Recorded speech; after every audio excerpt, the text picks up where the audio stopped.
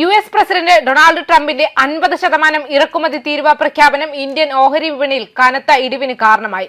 ഈ മാസം 27-ന് തന്നെ തീരുവ പ്രഖ്യാപനം നടപ്പാക്കുമെന്ന ട്രംപിന്റെ ഉറച്ച നിലപാടിന് പിന്നാലെ നിഫ്റ്റിയും സെൻസെക്സും കൂപ്പുകുത്തി. വ്യാപാരത്തിന്റെ ആദ്യ മണിക്കൂറുകളിൽ തന്നെ നിഫ്റ്റിക്കും സെൻസെക്സിനും വലിയ തിരിച്ചടിയാണ് നേരിടുന്നത്. BSE സെൻസെക്സ് 470 പോയിന്റ് താഴ്ന്നു. NSE നിഫ്റ്റി 150 പോയിന്റ് നഷ്ടമാണ് രേഖപ്പെടുത്തിയത്. FMCG, ബാങ്ക്, IT, എണ്ണവാതക മേഖലകളിലെ ഓഹരികൾ ഉൾപ്പെടെ നിഫ്റ്റിയിലെ എല്ലാ സെക്ടറുകളും കാര്യമായ നഷ്ടം നേരിട്ടു.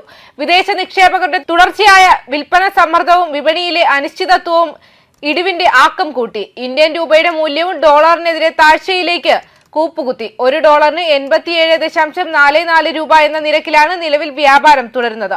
ഇന്ന് മാത്രം 16 പൈസയുടെ ഇടിവാണ് രൂപയുടെ കാര്യത്തിൽ രേഖപ്പെടുത്തിയത്. ട്രംപിന്റെ തീരുവ ഭീഷണി, റഷ്യൻ എണ്ണ ഇറക്കുമതി സംബന്ധിച്ച് ഇന്ത്യക്കെതിരായ US നിലപാട്, ആഗോള വിപണികളിലെ ചാഞ്ചാട്ടം എന്നിവ രൂപയുടെ മൂല്യ തകർച്ചയ്ക്ക് കാരണമായി. അതേസമയം അമേരിക്കയെ ഭീഷണി എന്ന് വിശേഷിപ്പിച്ചിരിക്കുകയാണ് ചൈനീസ് അംബാസഡർ ഷു ഫെയ്ഹോ. US ദീർഘകാലമായി സ്വതന്ത്ര വ്യാപാരത്തിൽ നിന്ന് നേട്ടമുണ്ടാക്കിയെന്നും എന്നാൽ ഇപ്പോൾ താരിഫുകൾ വിലപേശിയുള്ള ഉപാധിയായി ഉപയോഗിക്കുകയാണെന്നും അദ്ദേഹം വ്യക്തമാക്കി.